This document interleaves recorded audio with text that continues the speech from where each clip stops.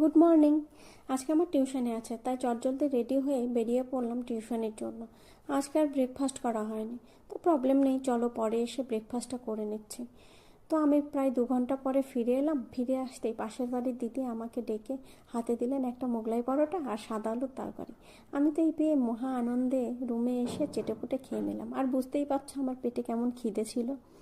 তো আজকে টিউশনে পড়ে আসার সময় আমি এই সবজি বাজারগুলো করে নিয়ে এসেছিলাম। তারপরে আর তোমাদের কাছে সেভাবে কিছু শেয়ার করতে পারিনি। তো বিকেলে বেরোলাম, সারাদিন রুমে একা থাকি, তাই বিকেলে একটু না বেরোলে ভালো লাগে না। কিন্তু বিকেলে বেরিয়ে মনটা এত ভরে গেল। দেখো আমাদের শান্তিনিকেতন কিন্তু বসন্তের রঙে নিজেকে কি সুন্দর করে রাঙিয়ে নিয়েছে, তাই না?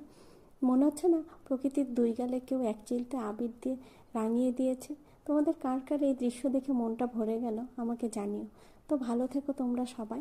আর হ্যাঁ, যাওয়ার আগে বলি, আমার চ্যানেলটা কিন্তু সাবস্ক্রাইব